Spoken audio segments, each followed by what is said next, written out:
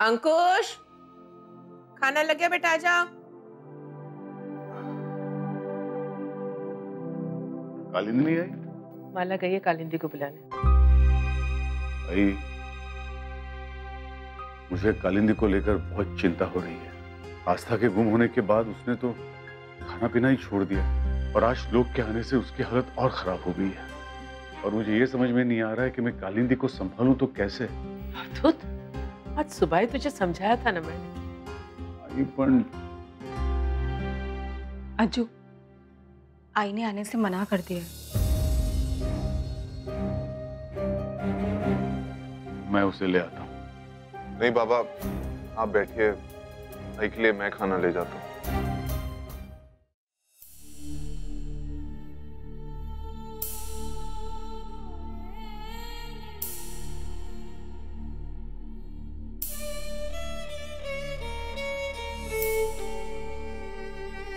आई, देखना, माला ने तेरी फेवरेट सब्जी बनाई है। सुबह से कुछ नहीं खाया तूने, थोड़ा सा खा ले प्लीज। अंकुश, क्यों जिद कर रहे हो? मेरा बिल्कुल मन नहीं कर रहा। अरे अब खून में है जिद, फिर से मिला है, मैं क्या करूं? आओ बैठो।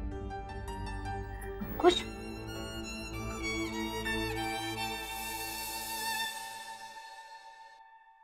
आज मैं अपनी आई को अपने हाथों से खाना खिलाऊंगा, फिर देखते हैं मना कैसे करती है। अंकुश, जब भी मेरा खाने का मन नहीं होता था, मैं जिद करती थी कि मुझे नहीं खाना। आस्था मुझे इसी तरह जबरदस्ती खिलाया करती। तू टेंशन मत ले आई, जल्दी मैं आस्था को ढूंढ के वापस ले आऊंगा, फिर ये सब वही करेगी। तुझे मुझ पे भरोसा है ना? तो बस आस्था को मैं जल्दी घर ले आऊंगा वापस, लेकिन तब तक तू रोएगी नहीं, प्रॉमिस? आने देना उसे एक बार, फिर मैं तेरी हर एक आंसू के लिए उसके साथ झगड़ा करूंगा। अच्छा, तू मेरी बेटी से झगड़ा करेगा? अरे नहीं बाबा, तेरी बेटी से नहीं, अपनी बहन से।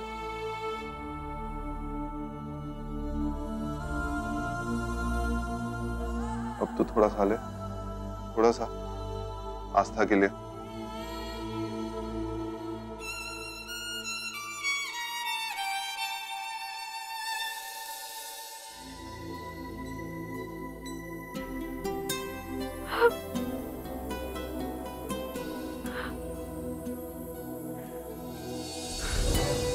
ज्योति, चुप हो जाओ। आई नो, जो हुआ वो नहीं होना चाहिए था। तो मैं क्या करूं जिंदा? मैं खुद को सोचने से रोक नहीं पा रही हूँ। हर बार ये सब मेरी फैमिली के साथ क्यों होता है? आई की तो ऑलमोस्ट जान चली गई थी और आस्था बेटी का भी कोई पता नहीं है। ज्योति, प्लीज चुप हो जाओ। आई पहले आई से बहुत नफरत करता था, लेकिन जब उसे सच्चाई पता चली तो कितने कम दिन बिता पाया वो आई के साथ। और आई तो जैसे आखिरी सांस तक उसके लिए तरसती रही। ज्योति, जो बीत गया उसको याद रखने से सिर्फ दुख मिलता है और कुछ नहीं। आज के बारे में सोच के भी क्या फायदा जिंदा? आज का गम डरावना। भाई की हालत देखी ना आपने, पता नहीं क्या लिखा है उसके नसीब में। अग्निहोत्री परिवार में पता नहीं पापा ने इतने दुख क्यों लिखे। पापा क्यों हम सबको इतनी तकलीफ दे रहा है?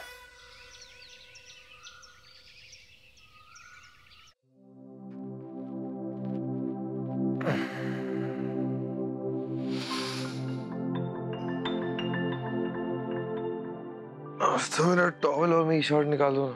हाँ। मैं लेट हो गया हूँ।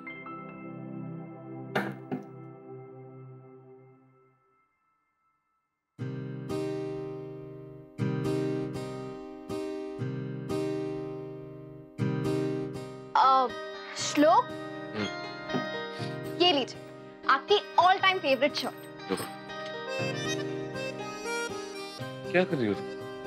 मैं क्या कर रही हूँ? आप अपनी फेवरेट शर्ट ले लीजिए। अरे तुम्हें सुबह सुबह क्या मस्ती मिल रही है यार?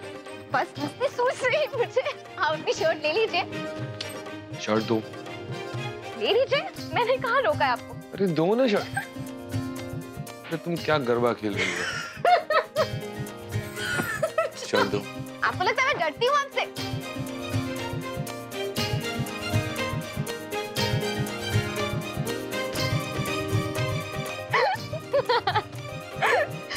शर्ट दो। नहीं दूंगी। क्या कर लेंगे आप? चुप।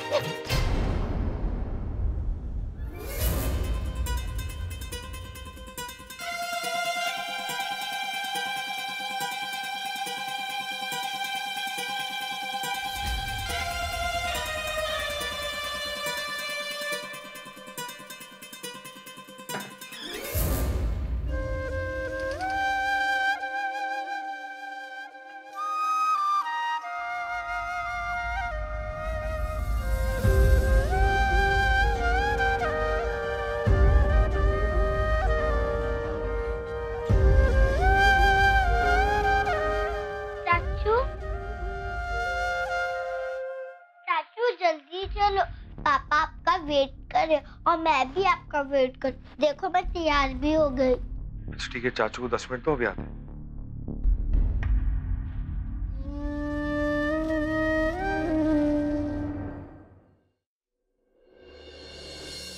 भरत, मुझे नहीं पता था कि भाऊजी ब्रेकफास्ट के लिए आएंगे कि नहीं, इसलिए मैंने काव्या को भेज दिया। वो उसकी बात नहीं टालते ना। अच्छा। वैसे कितने दिन हो गए, भाऊजी ने अभी तक बाबा के बारे में एक बार भी नहीं पूछा है। आओ बेटा। अरे चाचू नहीं आए? अरे आजा श्लोक, तेरा इंतजार कर दो। आ बैठ।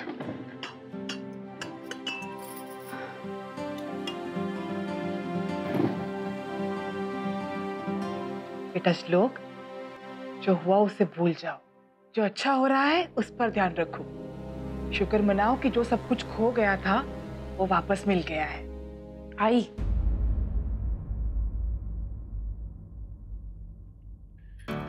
अगर आपने इंद्रजीत सरकार को जेल क्यों नहीं भिजवाया? श्लोक सोचा तो बहुत था, लेकिन कविता जी की वजह से नहीं किया, क्योंकि उस वक्त हमें पता नहीं था कि सच्चाई क्या है, और जो भी हुआ उसमें कविता जी की कोई गलती नहीं थी। बस यही सोच पापा ने हम सबसे सच्चाई क्यों छुपाए रखी? आई को धोखा दिया। कहीं ना कहीं आज जो कुछ भी हुआ है ना, सब बाबा की वजह से हुआ। श्लोक तू समझ। हेलो, ये क्या कह रहे हैं आप? उनकी हालत खराब हो गई थी तो आपने पहले फोन क्यों नहीं किया? आप उन्हें संभालिए, मैं आ रहा हूं वहां पे।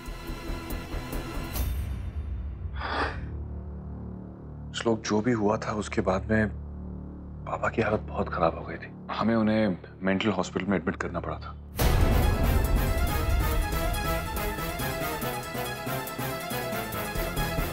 अभी वहीं से फोन था कि तबीयत काफी खराब हो गई, मैं वहीं जा रहा हूं। तू भी चल।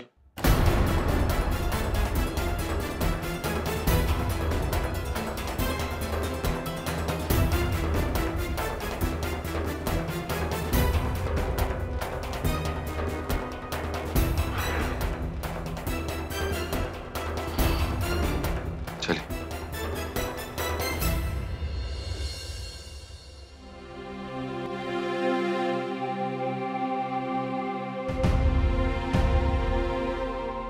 हम आते हैं।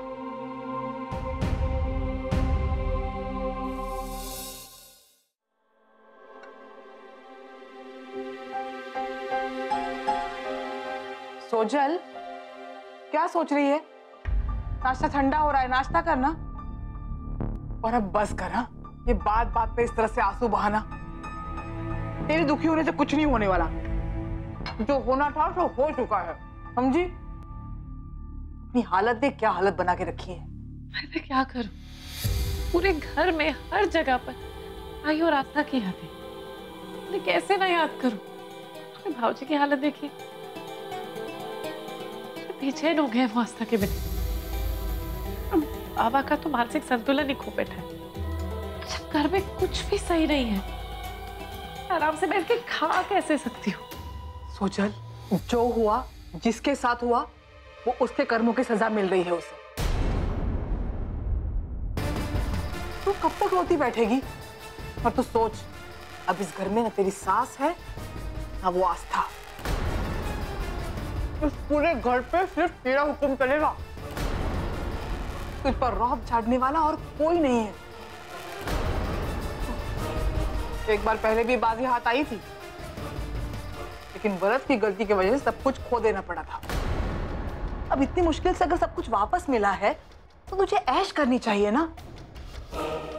तो तू है कि और वो श्लोक, वो वहां हॉस्पिटल में ही ठीक था, कोमा में। उसको भी घर लेके आने की तुम लोगों ने जल्दी की। मैं तो कहती हूँ कि अभी भी वक्त आई बस, कुछ भी बोल दिया ना तू। एक बार तेरी बातों में आकर मैं पछता चुकी हूँ, लेकिन इस बार मैं तेरी इन खोखली स्वार्थी बातों में नहीं आने वाली।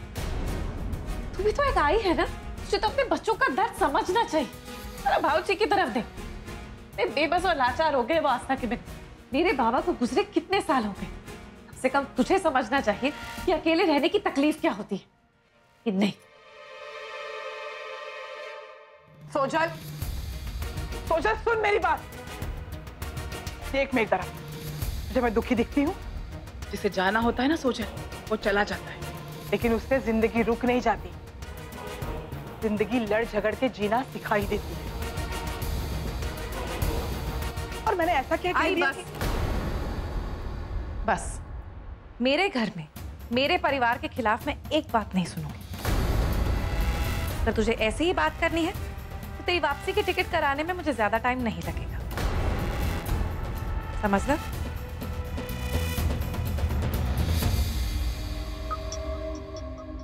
कहाँ की बात कहाँ ले गई ये लड़की? इसके पापा को गए इतने साल हो गए, तो क्या मैं रोज रोती बैठूं? ये अंजलि जी तो चली गई, लेकिन उनकी आत्मा इसके अंदर घुस आई है। ऐसे मेरी टिकट कटाने की बात कर रही थी, अपनी ही आई को धमकी दे रही थी। देवा, घोर कलयुग है रे, घोर कलयुग।